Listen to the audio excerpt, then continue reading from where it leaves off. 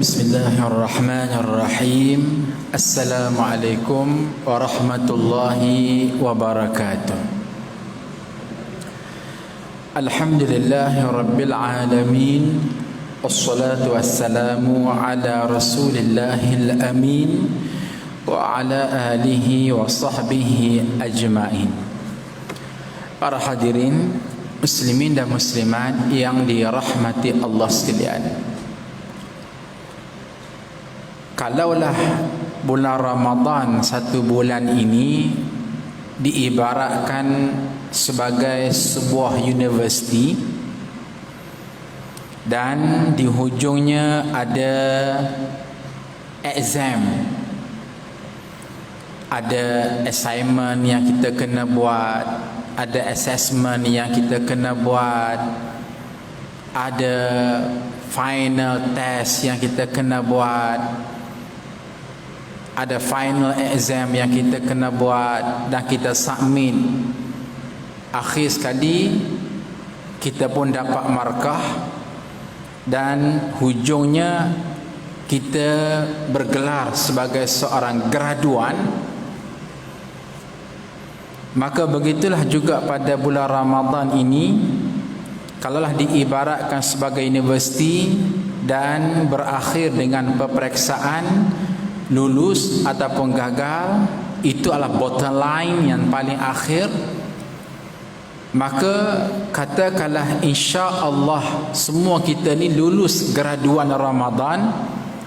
Macam mana kita nak buktikan bahawa kita ini memiliki ciri-ciri orang yang lulus graduan Ramadan, lulus exam Ramadan, lulus assessment Ramadan, lulus assignment Ramadan, lulus kuis Ramadan?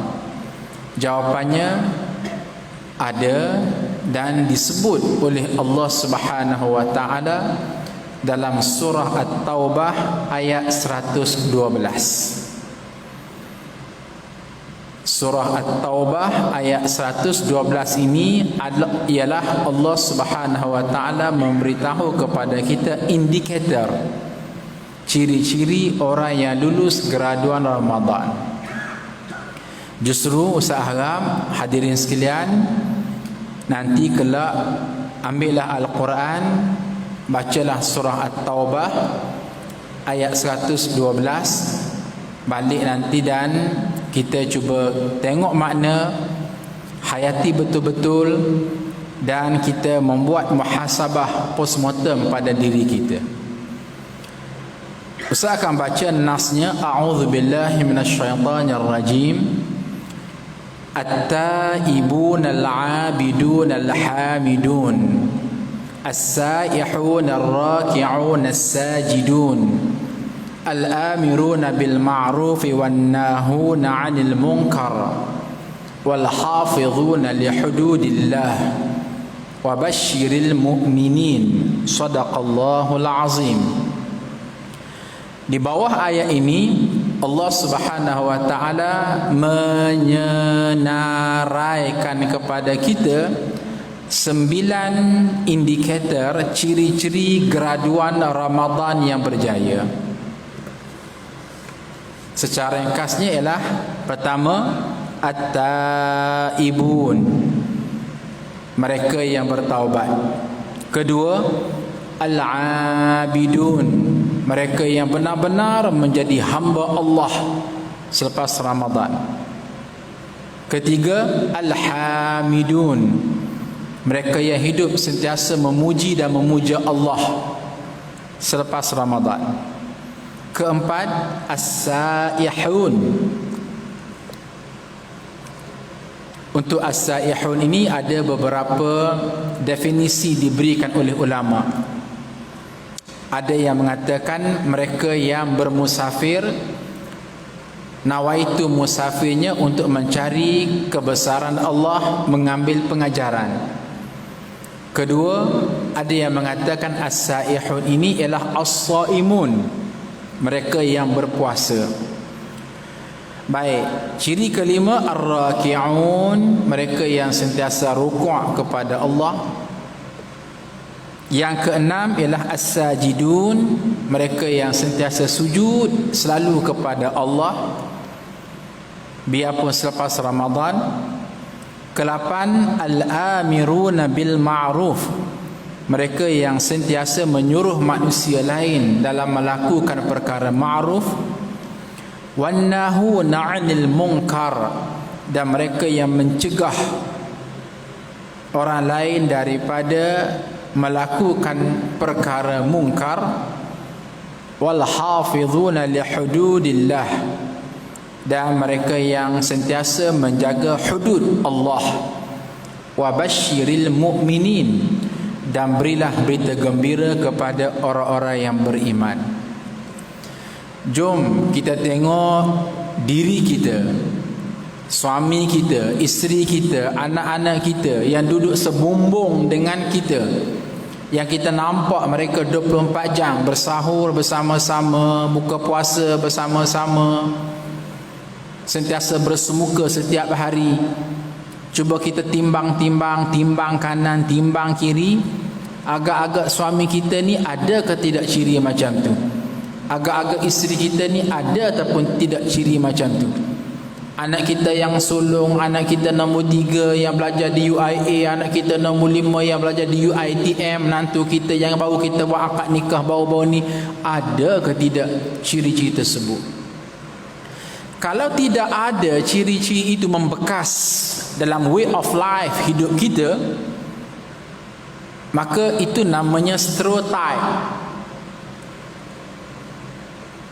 Masuk angin keluar asap. La yusminu wa la yughni min ju', kenyang pun tidak, lapar pun tidak. Stereotype ini ialah pi mai tang tu, kat situ je. Artinya apa dia? Puasa 10 tahun resultnya macam tu, puasa 5 tahun terakhir resultnya macam tu, puasa tahun ni pun resultnya macam tu. Tidak ada improvement, tidak ada apa-apa pengembangan.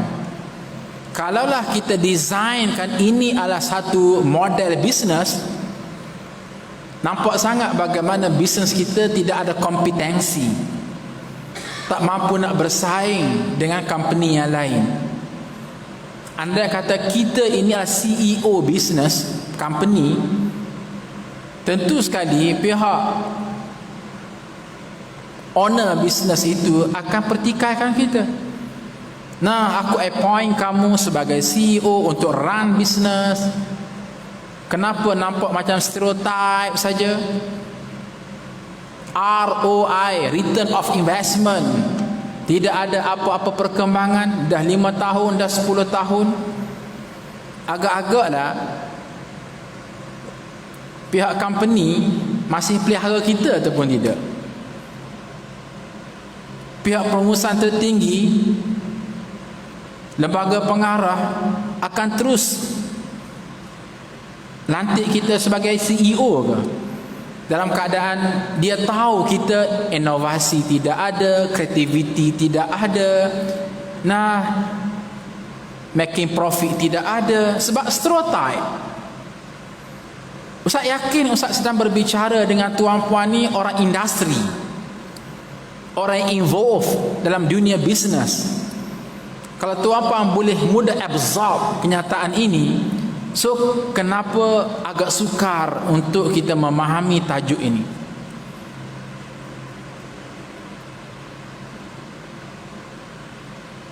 Hello, jangan stres ya, 5 hari lagi raya. Jadi ala kulli hal, hadirin muslimin dan muslimat rahimakumullah, biarlah surah At-Taubah ayat 112 ini sentiasa saja bermain dalam fikiran kita, ada dalam mindset kita, menjadi sesuatu yang bermain dalam attitude kita, bahawa kita mesti do something untuk mempertingkatkan iman kita, mempertingkatkan kualiti hidup kita, supaya kita boleh achieve. Ini kalau bahasa industri kok nak kata KPI, ini KPI ni, Key Performance Index. Kalau nak dikatakan MBO, ini MBO-nya, Management by Objective, yang perlu kita harus capai di saat Allah Azza wa Jalla memperuntukkan kepada kita sebulan Ramadan penuh dengan aktivitinya, puasanya, tadarusnya, sedekahnya, qiyamul lailnya, tahajudnya, tarawihnya, witirnya, tolong orangnya.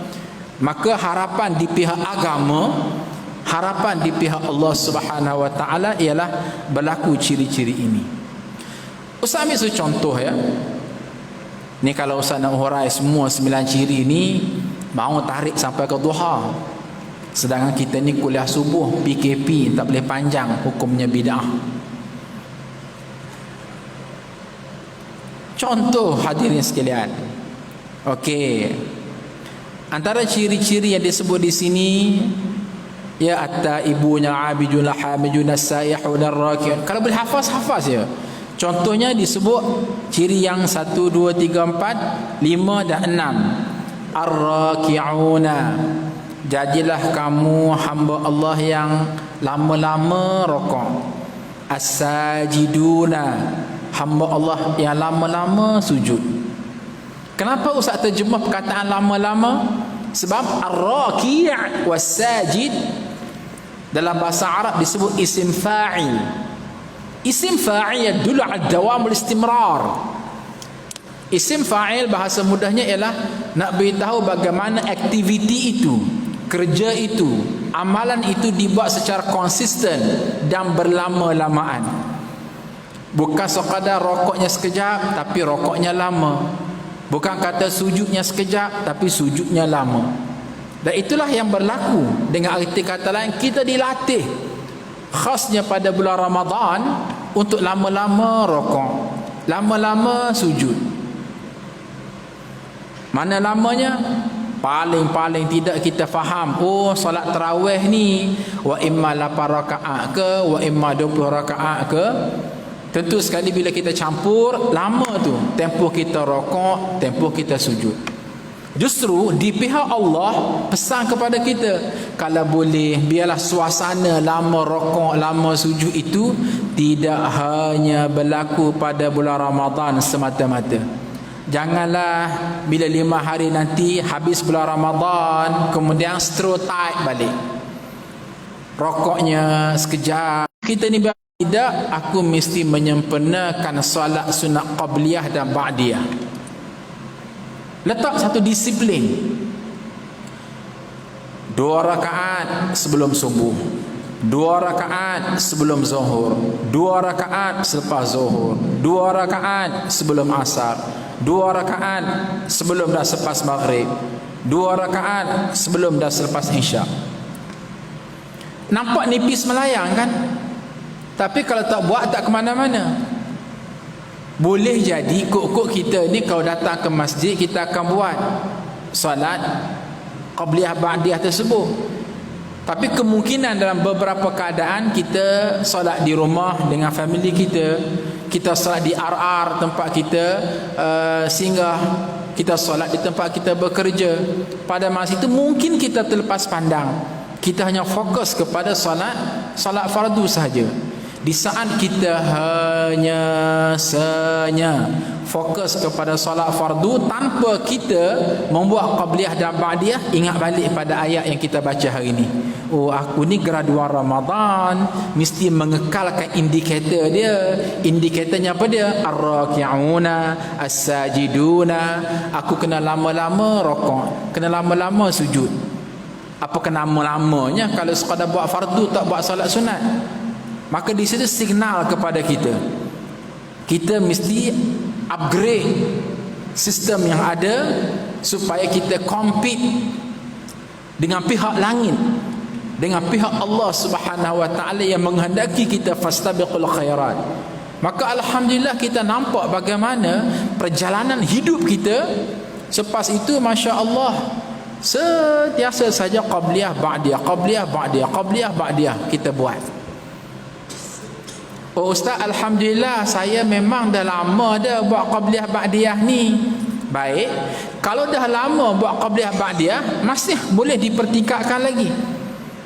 Ya, bagi orang awam biasa, kok boleh solat zuhur 2 rakaat, ke hebatlah tu.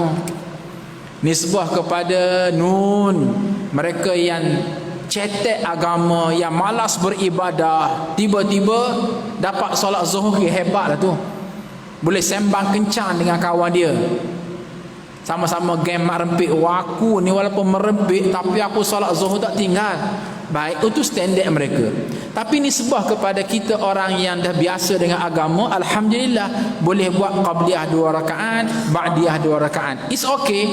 Tetapi ingat, sebenarnya qabliyah dan ba'diyah itu bukan 2 rakaat. Sebaik-baik qabliyah dan ba'diyah ialah 4 rakaat. Bukan pada semua solat. Subuh memang 2 rakaat. Zuhur dan asar 4 rakaat sebelum zuhur, 4 rakaat selepas zuhur, 4 rakaat sebelum asar. Nah, Masya Allah. Dan 4 rakaat sebelum maghrib 2 rakaat, dan 4 rakaat selepas isyak. Artinya apa dia? Sentiasa saja dalam fikiran kita nak upgrade. Aku dah biasa sangat ni dengan 2 rakaat. Daripada ke balik asyik 2 rakaat je qabliyah zuhur. So kenapa tak boleh nak pertingkatkan jadi 4 rakaat? Ar-raki'una as-sajiduna. Perkara ini biarlah menjadi sesuatu yang sebati, tuan-puan, sebati dengan hidup kita. Ustaz hadirin sekalian, kadang-kadang, bukan kadang-kadang lah, memang terasa mendapat pengajaran dalam beberapa keadaan, ya. Contoh, semua tuan-puan tahu Ustaz sedang membina sekolah Ma'had Tahfiz Integrasi Madinatul Huffaz fasa yang kedua sekarang ini di Gombak. Fasa pertama telah pun siap, fasa kedua sedang dalam pembinaan. InsyaAllah jumlahnya ramai. Fasa pertama boleh muat 180 orang pelajar lengkap dengan asramanya. Fasa kedua insya-Allah bila siap kelak boleh menempatkan sejumlah hampir 400 orang pelajar lengkap dengan asramanya, dan pelajar ini belajar 1 dalam 8, 8 dalam 1. Hafazah Al-Quran, akademik, pengajian agama, pengajian kitab turas, kajian Quran, kajian akhlak, kepimpinan dan juga ke kurikulum serta pengajian kitab turas. Tak apalah. Yang saya nak sebutnya ialah pada fasa yang kedua ini ada kurang lebih hampir 40 orang pekerja. Semuanya warga Bangladesh. Ada permit semualah. Sebelum Ramadan pun pernah Ustaz solat berjemaah dengan mereka. Di bulan Ramadan hampir 3 kali kita buat majlis berbuka puasa dengan mereka. Tuan-puan, Masya Allah, bayangkan mereka ni bekerja tau. Bekerja binaan, buat bangunan. Penat tu, penat. Angkat batu-bata, sikup sini. Wah. Tetapi yang saya perasan mereka ni rajin solat. Rajin. Contoh, ya. Baik. Nah, baru malam tadi contoh terkini, selepas solat maghrib, okey, solat maghrib, buka puasa dengan buah kurma, solat maghrib, kemudian selepas solat maghrib kita akan buat solat sunat ba'diyah 2 rakaat lah kan. Buatlah 2 rakaat ni kan ustaz. Okey, baik. Tapi mereka tak. Selepas 2 rakaat bangun, buat lagi 2 rakaat. Habis 2 rakaat bangun, buat lagi 2 rakaat. Habis 2 rakaat bangun, buat lagi 2 rakaat. Sehingga ustaz terpaksa cuit. Dia punya ketua kon dia ni beritahu, beritahu cukup-cukup lah, nak makan malam dah ni. Kan tadi berbuka puasa ke buah kurma je. Cukup-cukup lah, jom pergi kat dapur kita makan ramai-ramai pula. Mereka solat. Dan ini bukan kali pertama. Begitulah juga kali yang sebelumnya 3 kali yang Ustaz tengok di bulan Ramadan dan sebelum-sebelumnya yang kita buat majlis kenduri sempena kata kesyukuran, itulah dia. Bagaimana mereka, Masya Allah, nak kata mereka ni orang agamawan, rasa tak pun, pekerja biasa. Nak kata mereka ni ilmu agama melangit tinggi, tak pun. Tetapi bila kita tanya, memang budaya masyarakat Bangladesh ini suka solat, bagi yang suka solat lah. Jadi bagi mereka, kalau maghrib 3 rakaat tak buat qabliyah, tak buat ba'diyah ataupun qabliyah ba'diyah banyak-banyak, dianggap sesuatu yang aib. Solat maghrib 3 rakaat, kemudian habis solat maghrib buat ba'diyah 2 rakaat, kemudian terus keluar, itu dianggap aib. Itu bukan anak jantan, itu pondang siam tu. Nampak malas beribadah. Wah, terduduk kita tengok, ya Allah, hebat tu. Agak-agak mereka ni masuk ke tidak di bawah ayat ar-raki'un as-sajidun, berlama-lama rokok kepada Allah, berlama-lama sujud kepada Allah. Tentu sekali masuk.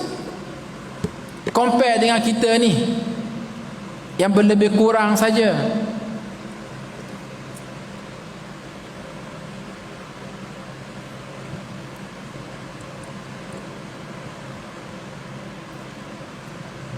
Nampak lain macam tengok Ustaz. Bukan marah, nasihat. Jadi Masya Allah, hadirin sekalian, Allah datangkan pekerja-pekerja buruh untuk mendidik hati Ustaz. Tengok, ya Allah, tak boleh ni. Tengok graduan Ramadan, rajin solat, rajin rokok, rajin sujud kepada Allah Subhanahu Wa Taala. Kalau selama ni kita hanya bangga solat fardu, tak ke mana-mana. Bangga dengan 2 rakaat qabliyah ba'diyah, tak ke mana-mana. Bagaimana di luar sana masih ramai lagi hamba-hamba Allah yang jauh lebih tekun dan gigih beribadah kepada kita. Ustaz khawatir begini, kalaulah contoh akhirat kelak syurga, siapa nak masuk syurga ada kota dia. Untuk 1 juta pertama hamba aku, kata Allah, boleh masuk syurga. Queue-nya panjang. Agak-agak kita ni masuk ke tidak angka yang 1 juta. Yang 1 juta ini kepada hamba aku yang ar-raki'una sajiduna, yang lama-lama rokok, yang lama-lama sujud. Hai, tengok kepada kita cak ayam ni, baik sikit pada cak kipas udang ni, maka pada masa itu mungkin kita akan disisihkan. Oleh yang demikian, tolong hadirin sekalian.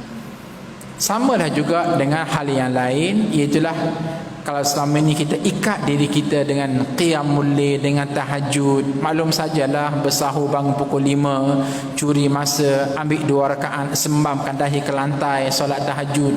Kan cantik tu kalau budaya yang sama kita mulai buat selepas daripada Ramadan. Gantikan tempoh bersahur itu dengan buat replacement dengan tempoh kita merengek kepada Allah Subhanahu Wa Taala dalam bentuk solat tahajud, dalam bentuk solat witir. Tambah nilai ar-raki'un as-sajidun. So kalaulah hal ini berlaku, maka itulah inspirasi namanya. Itu inspirasi namanya. Sebelum saya tutup masa 5 minit lagi, untuk maklumat tuan-puan, Ustaz dengan tim sudah 2 tahun merancang untuk pergi ke pesantren Al-Fatih di Migran, Indonesia. Pesantren Al-Fatih ini adalah satu pondok pesantren yang terbesar di Asia Tenggara. Jumlah pelajarnya tak ramai, 18,000 orang. Ramai lah tu, 18,000 orang. Ustaz nak jaga 180 tu pun puas bersilat. 18,000 orang, memang satu perkampungan yang besar. Dia ada masjid di tengah-tengahnya, macam Masjid Al-Azhar dia buat, Mesir. Masya Allah, di sana Anak-anak belajar hafazan Quran, tamat hafaz Quran, menghafaz hadis Nabi. Ada di kalangan mereka usia baru 12 tahun sudah pun berjaya menghafaz 25,000 hadis. Masya Allah, hebat. Tak apalah, poin yang saya nak sebut ialah ni, tiba bulan Ramadan macam ni, mereka solat Isyak macam kita sama juga. Tiba masa solat tarawih, mereka pecahkan kepada beberapa petition. Sana satu kelompok, sini satu kelompok. Minimal ialah ada satu kelompok yang satu hari, satu malam tarawih 20 rakaat, satu juzuk. Ada satu batch lembang kaki, lama tu. Habis berehat setengah jam, sahur, terus masuk subuh. Allahu Akbar. Ramai pula yang join, ratusan. Sini klub, sana cantun-cantun, jadi 1,000 orang, ribuan yang join. Dan sekarang ini mulai berjangkit tahu. Mulai berjangkit dengan maksud, kalau dulu hanya pesantren tu saja yang buat satu malam 30 juzuk, sekarang sudah ada di persekitaran kampung tersebut juga membuat satu malam 30 juzuk. Ada 3 tempat diuruskan oleh pihak pesantren. Maknanya sambutan tu semakin baik.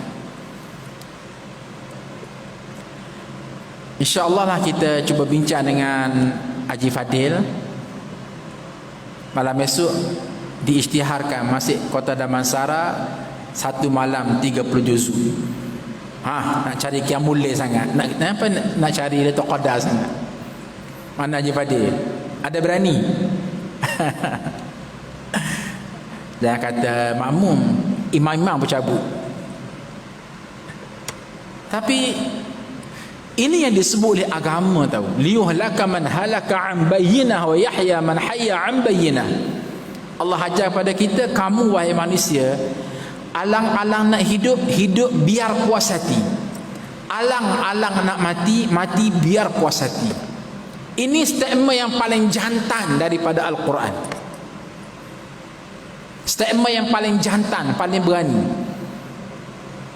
Allah challenge kita, kamu wahai manusia, alang-alang hidup kamu sekali jadi dunia, hidup biar puas hati. Kalau kata nak beriman, beriman biar puas hati. Kalau kata nak kafir, kafir biar puas hati. Jantan bunyi tu. Abu Jahal, Fir'aun, Qarun, Haman, Abu Lahab, ini namanya anak jantan. Kenapa?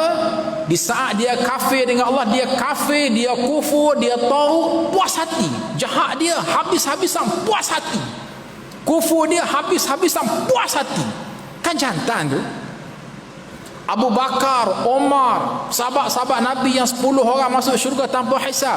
Ini juga anak jantan, beriman dengan Allah, puas hati. Beribadah all out, baik huk baik kru, puas hati. Bersedekah habis wang, puas hati. Involve di medan jihad, mati syahid, puas hati. Nak jadi jahat, baik biar puas hati. Nak jadi jahat biar puas hati. Nak qiyamul lail tahajud biar bengkak kaki biar puas hati. Ini sentuh kanan tidak, sentuh kiri tidak.